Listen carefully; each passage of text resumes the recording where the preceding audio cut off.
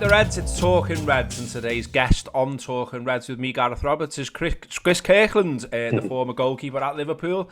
Signed, of course, by Gerard Houllier for £6 million in August 2001. And we thought we'd get Chris on today after the sad news yesterday that Gerard has passed away, the shock news that Gerard's passed away.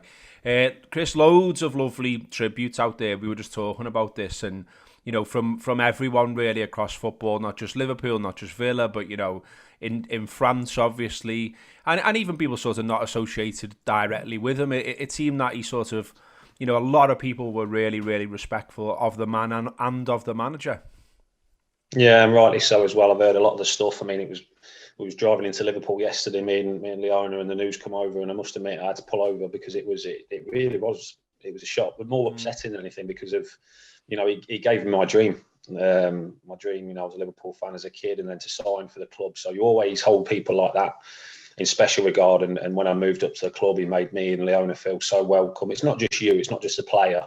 He knows it's about the family as well, and he couldn't do enough for you and your family as well. So really sad day, really, you know, emotional for a lot of people because it's come out of the blue. I don't think too many knew that he was going in for another operation, and it's just such a sad day for the football club, and not just on the football side, but on a human side as well. He was a real special guy. Yeah, you put a nice tweet out about it. I saw, Chris, you know, with a lovely picture of you as a young boy, as a Liverpool fan, and you know, we always sort of it can be a bit of a cliche at times, can't it? Sort of, how, you know, it was my dream to play for Liverpool, but you know, with you, it really was, as that picture shown. And you know, I've heard a lovely tale once before around where, you know, on the day that you signed, and I think you went up on the Kop, didn't you, with your dad and stuff like that. I mean, he really did make your dream happen, didn't he, Gerard Houllier? He did. He did. I mean, I spoke about it before. I sort of knew about the move 6 months before. I never spoke to Gerard because obviously he was the manager, but he got Gary McAllister to ring me up every few weeks leading up to probably 6 months leading up to the move, just saying, look, Gerard says, great, he's seen you play at the weekend. You know, he says, don't sign for anyone else. We're going to sign you in the next transfer window. This was still 5-6 months away. So he was keeping tabs on us for a while, which was great, just to know that, you know, the manager of Liverpool was watching me every week, and he was getting Gary Mack, who I respect immensely, to ring me. I mean, it's tapping up, yes, but I don't think, you know, Gary will get in too much trouble for it now. But it was just a special. And then when we signed for the club, we went up there on the Friday. It was international break that weekend, and the lads were back in on the Monday. And we went up there on the Friday, me, Leona, and a few family members. And Gerard was flying back. He flew back from France, and it was late. He was flying back, and Tomo rang me and said, look, Gerard's coming back and he wants to see you tonight. And this was quite late. And I thought, well, listen, if he's tired, you know, just tell him that. He went, no, he wants to see you. He says, I'm on the way now to pick you and Leona up. So he come and picked us up from the Speak Hotel. I can't remember what it was. I think it was the Hilton, this Crown Plaza in Speak, the hotel. And we went to the airport and picked Gerard up, and it was just, as soon as he got in the car, he just turned around and he faced me and Leona the whole way back to his house. He just said, I wanted to see you. I didn't want to leave it till tomorrow. I wanted to know, you know, we want you to, because I've not signed at that point yet. And I'm not sure if he knew that I was a little bit nervous. I think he probably did.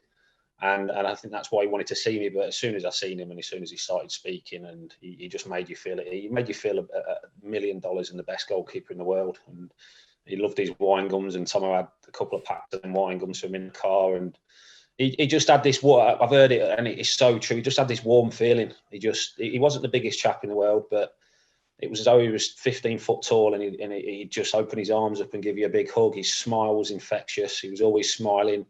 He was cheeky. He had some great character as well. He was, you know, he could crack a few jokes and one-liners and stuff. But he was just one of them people that you're lucky to meet in your lifetime.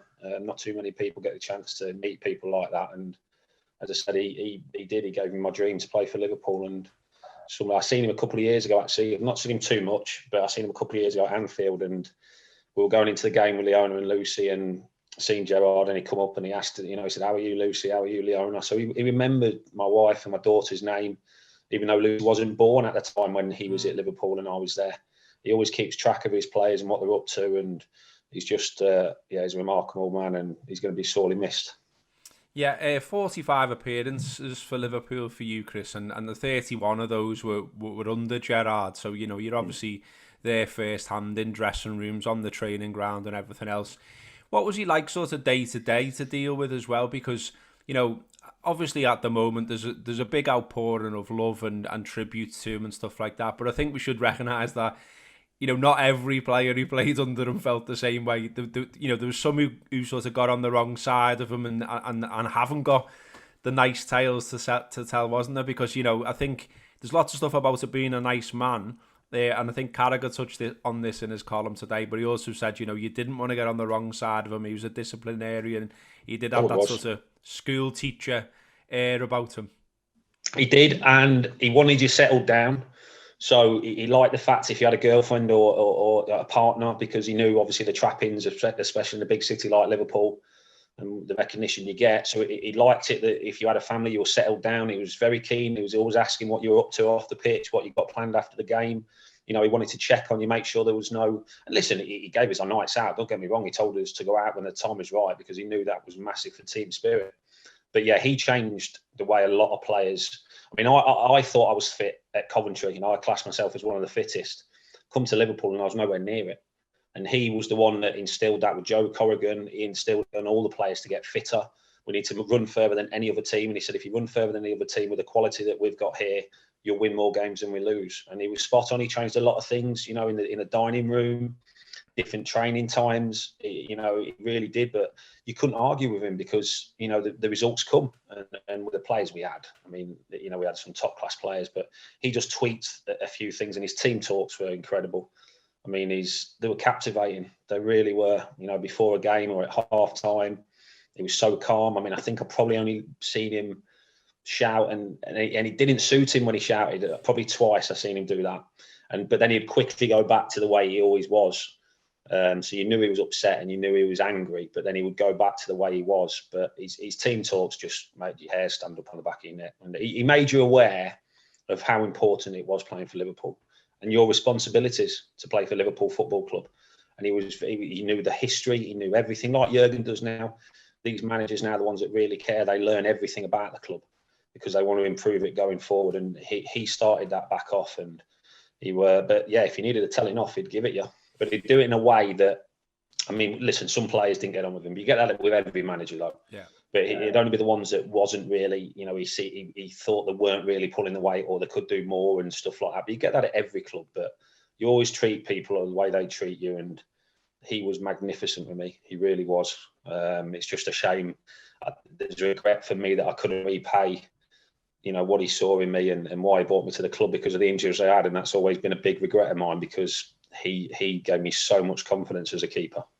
I was just going to say, if you were on the right side of him, he could really talk you up, couldn't he? And he must have made you feel like $1 million. I mean, I spotted a quote before what he'd said about yourself when, obviously famously, you were signed on the same day as Dudek.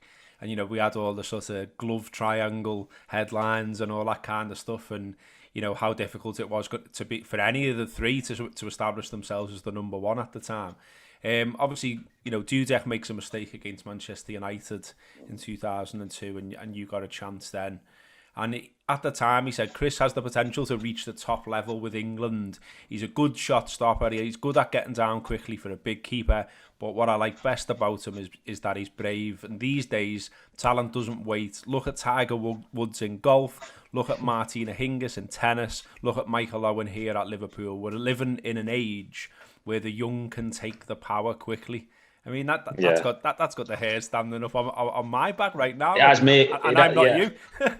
I know it. Trust me, it has me again as well. I remember he pulled me into the office and he told me that. I mean, he was honest from day one. He said, "Look, you're going to come here. You're going to be number 2 to Jersey." Before I signed, he says, "Come along, learn off Jersey, learn off Joe Corrigan, learn off me, work with these brilliant players we've got at this club, and when you are ready, you will play." And he was true to his word. It's just that every time I got in, unfortunately, injuries come. But I remember after that Man U game, he pulled me and said, "Look, you're going to get a run now." He said, "I'm going to play Jersey in the week," because we had a cup game, I think, after that Man U game in one of the cup games. And I think it was a Carling Cup or whatever it was back then. He said, "I'm going to play Jersey because I want him to get that mistake out of his system. But you are playing in the next league game." I think it was Charlton away, it might have been. But he said, "You will play." And then that's when I got my run, and I think I played 14 or 15 games, but unfortunately did my cruciate at Crystal Palace. But he said that to me in the room. He says, "You know, you are the England goalkeeper. You'll be here for the next 10 or 15 years." He says, "Obviously, you need things to go your way. He says, you've got the attitude. I see the way that you work, the way you train. And he says, obviously, things need to fall into place. But he says, you've got my full backing. He says, I wouldn't have brought you to this club if I didn't think you could be the keeper that I want you to be. And when you got a manager and somebody as the stature that Gerard had, I mean, it just made me feel even taller. I mean, I was 6'6" anyway, but it made me feel 16'6". He just had this way of making you feel the best you could be of yourself. He really did. It was, I mean, it's emotional talking about him now because I can still see him, coming into the room and his big smile and some of the stuff he used to say, and I'll certainly miss him. I mean, the sort of the gravitas that he had as well, Chris. I mean, there's been a lot of talk, and including from ourselves about the Anfield app, about how he changed the culture at the club. He obviously redeveloped Melwood and things like that. He challenged a lot of things at Liverpool, didn't he? Which I think that in itself is brilliant. Yes, he won the cups, and we had some brilliant times watching Gerard Houlier's Liverpool. But I think almost more than that, the challenge in the culture, what you're talking about, almost respecting playing for Liverpool again, because there's some talk that wasn't always the case previously. That kind of stuff takes a real set of balls, really, doesn't it? Because he's coming in there as a new man, not a Liverpool man. Okay, he had the connection with the school, but not a Liverpool man, not the Liverpool way, not on that conveyor belt that we used to have. And also as a Frenchman, because that was a thing. And I mean, I think now we're well used to foreign managers now, but then it wasn't so prevalent. So again, coming to a country he'd worked in before, but coming to Liverpool, massive club, another country, Premier League, and challenging values, challenging people like Paul Ince and Neil Ruddock and stuff like that. Big figures in the dressing room. That's the brilliance of Houllier as well, isn't it? Yeah, he challenged the players massive, but that's why I call him. He wasn't the biggest man, but my word in stature he was. But he could back everything up though. He really could. He had all the stats. He had everything. He was football obsessed. He really was. But he cared about players as well, and he cared about your families. I mean, I think I'm pretty sure that he had a bed put in at Melwood, so he could stay over. He used to watch game after game after game. But he also used to watch the players. What they could do better. How can I improve this player? He cared about players like Jurgen does now. And all the, they see the top managers now. They improve players better, and he changed the total philosophy. I mean, I was at Coventry, and I played with some great players there at Coventry. Then you move to Liverpool, and it's just a totally different level. And the first time I realised just how big the club was when we went away pre-season. I think it was Thailand, Hong Kong, and you just see the following and everything that he says then about the club. You worldwide, you've got to respect the fans. You've got to play your heart out for this team. It's not just in Liverpool, it's all over the world. And he knew how big the club was, and he did. He changed everything. He changed the philosophy. He changed a lot. And listen, all the success that we've had over the years, it all started back there for me. And I think every player will tell you the same. And every player got to kick up the bum as well, because he challenged players, but he did it in a way. And some players couldn't take it. Some players would throw the toys out and, he doesn't know what he's on about or anything. But the players that responded, Stevie, Carra, Danny Murphy, Emil Heskey, what careers they went on to have. And he did it in a way that you knew he was only doing it for your benefit. But some players couldn't see it like that. And some players, sulked and didn't take it on board what he was trying to get out of you. But he just had this knack of getting, the best out of players. And he always used to say if we used to lose a game, he says, right, the best teams don't lose 2 games on the spin. And very rare, that was his meeting. If we'd lost a game before and we were playing in the Champions League or another league game, that was his meeting. What did I say to you last time? He says, we've lost, but good teams don't lose twice. And very rarely did we lose that second. It happens sometimes, don't get me wrong, but everything he said was just captivating in his meetings. And I wish I could. I was thinking about this, and I just wish I could go back to that day when I signed and he got in the car in the front seat. It was magical, it really was.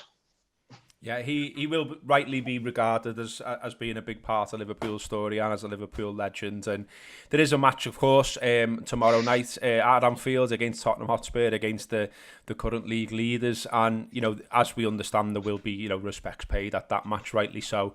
Just unfortunate, of course, that there is only going to be 2,000 fans there. If it had been a full house, I think you would have seen the full it in terms of respect being paid to Gerard. But we've got that to come, and no doubt there will be various ways that respect will be paid to Gerard over the coming weeks and months. But the match itself, Chris, just to touch on that, Jurgen Klopp has just held his press conference there, gave us a few updates on the situation. Matip, he says, is touch and go with these back spasms, so no real news on him yet. We'll have to wait and see. Naby Keita, he says, has been in training, but he also said, he's lacking a bit of rhythm and he's not played too much. So again, we'll see. He was though spoke very well about Tottenham and about Jose Mourinho, and he was a bit spiky with one of the journalists, but I kind of liked it because I've got to agree with him. I've got to be honest. I get as a fan that Mourinho is a wind up and that it's very easy to think, he's a bastard, that kind of thing. But he's a brilliant manager. Spurs being where they are. The journalist was sort of saying, "Is this a surprise, Jürgen?" And he was like, "Well, no." And then he was talking about his style of football, and he was saying, "Well, even that is a bit overplayed." He's like, Tottenham play football. They won't be top of the league by just defending, by just counter-attacking. They can play football, and we've got to take our hats off. They are a very good side, aren't they, Chris? Oh, they are. And I tell you what, listen, Jurgen's spot on. Jose will be devastated that there's not a full house there, because there's nothing more than he would like to come to Anfield, in front of a packed Anfield, and take the points off us, because that's just the way he is. He's a winner. He's a serial winner. We've seen that, and he has got Spurs playing extremely well going forward. The counter-attack, they're so quick, so direct, a bit like us, with our counter-attacking as well, pace in abundance, both teams have got. So it's going to be a cracking game. Obviously, injuries, we've been rocked by injuries, but we're still up there at the top of the league, near the top of the league, and we're still doing very well in, obviously, the Champions League. So the one good thing, and I think that probably why Jurgen's not panicking as much, is the lads that have come in, the youngsters that have come in, have done well. They've had a real big impact, and yes, we've lost some major players, but at the minute we're getting away with it. So if we can, the longer we can carry it on, get more players back, whether January we go into the market or not, I'm not so sure. Only Jurgen will know that. I'm sure he's got his ideas. If the right player, he's got to listen. It's got to be people say, well, go and buy this player, go and buy that player, but that player's got to be available, and that player's got to want to come to Liverpool. There's no point in saying, right, we've got 60 million, we'll go and get him. That player might not be available. So I'm sure they're looking at all possibilities, but he'll be delighted with a squad. And listen, this is what the academy's for. This is why so much money's been invested down at the Kirby, down at the academy. This is why now that they're moving the first team down there to train in and around these lads, because you need lads to come through from the academy. We've had it over the years. We've got it again now. And I think it's superb. So I think Jurgen he's quietly smiling that everything's going really well for them, for the club at the minute, going forward as well for the next how many years. We see the amount of young players we've got coming through, and if we can integrate them, and listen, I'm sure he wouldn't have wanted to integrate them as much as he has done if all the other players were fit, but we needed to, and thankfully it's worked out. So it's going to be a cracking game. It really is. It's just a shame that there's not going to be a full house there and to witness it all. But yeah, score wise. Yeah, I'm not sure. I don't think we'll lose. Don't get me wrong. I don't think we'll lose, and I think, but yeah, it's going to be an entertaining game. Well, one thing that is massive, Chris, of course, is that we've got Alisson back in between the sticks, and we saw that at the weekend. Not the best performance to say the least from Liverpool, particularly in the first half an hour or so against Fulham.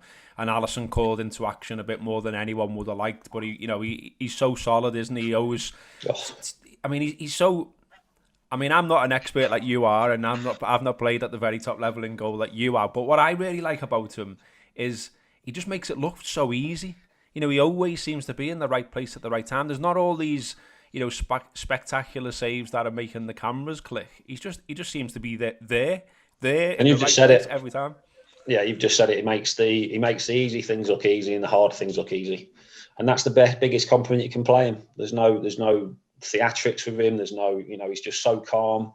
His presence is there. You sometimes don't hear him, but you just know he's there in the corner of your eye. You know where he is. And for defenders, that's huge. It's the same as him playing in front of the defenders he does. It will give him such confidence, when they're all fit, the Van Dijks, and, playing in front of players like that give the goalkeeper confidence. And it's vice versa with the players in front of him. He is incredible. He really is. I've seen him a few times, not lately down at training, but I've watched him a few times down at training, and I was in awe. It was the best session I've ever seen from any goalkeeper I've ever trained with or seen. I come away thinking, my word, I've just seen Superman in goal. And I keep saying it, that a lot of the credit needs to go to John Achterberg as well in the goalkeeping department, because listen, Alisson was very good when he come, but he's improved a lot since he's been at Liverpool, and that's down to playing with Jurgen, playing with the players, but also that goalkeeping unit together a lot of the time, and he's improved tremendously. And John Achterberg, and they deserve a lot of credit as well. But we have got the best in the world without a shadow of a doubt. I mean, on that as well, on seeing an improvement, I've got to say again, I was surprised with Kelleher. I thought, when we'd seen him previously, he'd looked nervous. I wasn't sure about him. And then when all of a sudden, and obviously we're not privy to what goes on behind the scenes. We don't see the training sessions like you're talking about there. So if he's suddenly gone up a level, which it looked to me massively has, you don't see that as a fan. You just see him in goal again, and all you're thinking about is, oh, I remember him against Shrewsbury, or I remember him against, I think it was Arsenal in the League Cup or whatever. And you don't see all these weeks and months where he's been training and working on weaknesses and all the rest of it. I mean, he seems to have gone up massively in terms of a level as a goalkeeper. He does, and he's been working with the first team now pretty much for the last 18 months, training together every day. I mean, I think, was it 3 or 4 days before he let 7 in one of the 23s games with it as well, Caoimhin. So to go from that to then keeping clean sheets is. But listen, he would not play for the first team unless they had 100% backing of him. I've seen him a lot of times for the 18s and 23s. He's impressed me immensely. Yes, he's made the odd mistake here and there, which you're going to do as goalkeepers. That's just parcel of getting experience. I mean, what is he now, 22? So is it an age now where, this is the time for him now? Can he do it at this level? It might not be. Listen, it's going to be difficult for him at Liverpool, because if Alisson stays fit, Alisson's going to be the keeper for the next 10, 12, 15 years. So it is going to be difficult. But there is a position there as a number 2 at Liverpool still, to be claimed, really. So he's done superb, and he'll be delighted, and the gaffer will be delighted as well, because it could have gone the other way. It could have really tested him and set his career back. But again, it comes down to the training with John. John knows him, and obviously the lads at the academy that have worked with Caoimhin, Mark down there, and that they've really got him ready to step up to the plate, and he certainly did that, and he's done himself wonders. Well, one last one, Chris, just because you mentioned it there, and it just triggered something for me. I'm always really intrigued by the role of a number 2, and obviously you have been a number 2. What's that like? Is it frustrating training all week and then not getting that game at the end of it? How did you deal with it mentally? Well, when I first come, I knew I was going to be number 2, and I was fine with that, because I turned clubs down. If it was any other club, I wouldn't have signed, but it was Liverpool. So, but I understood that I wasn't nowhere near the finished article. Yes, I'd just played for Coventry, but I had a lot of learning to do. So coming there, I knew what my role. Some keepers accept that role, and they just not bothered that they don't play, and that's the truth. They just know that they might play the odd game here and there. They'll pick up the money. They'll train solidly and be ready when called upon. Some will come in and saying, well, yeah, I know I've been told about number 2, but I'll get the number 1 spot, and it can make things a little bit difficult. That goalkeeper unit's got to be 100% together.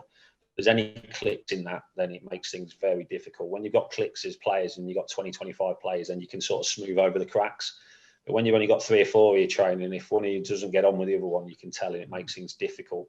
So that's why you've got to get the right mix together. And that's why when you are looking at goalkeepers, that's what you need to look at. It's not just about what they are as a goalkeeper, it's what's the personality like, because they might have long periods where they're not going to play. But are they going to support the keeper that's playing? Are they going to try and push him? Are they going to have the right attitude in front of the other lads as well? So a lot goes into it now when you buy players. But it is tough when you aren't playing, and you might not play for. I mean, it didn't happen too many. When I come to Liverpool, then I went to Wigan. I was number 1 for 4 years. The last 2 years, Ali Absi played, and I wasn't involved at all. I wasn't even number 3. So that was tough years. And then I went to Sheffield Wednesday. I was number 1 again there. And then the second year, then I got older then. And then I think it's more easy when you are older, because you sort of go into that role as a number 2. When I went to my third season at Sheffield Wednesday, Kieran Westwood was the goalkeeper, and I was number 2. And when you get older, you can sort of accept that, because your time's coming to the end. When I went to Preston, I was told I'd be number 2 to Jordan Pickford, and I was at that stage. Yes, I'm probably off the pitch, things weren't great as well, so I was happy with that. But you've got to have a strong mentality, but the right personality to be that number 2, definitely. Fascinating stuff, mate. Real pleasure to have you on as ever, and you spoke really well as ever. Good to have you on, Chris, and hopefully see you again soon. That has been today's Talking Reds. Talking about Gerard Houllier. He will be sadly missed. He did an awful lot for our club, and we'll forever treasure the fella. That's been Talking Reds. Thank you.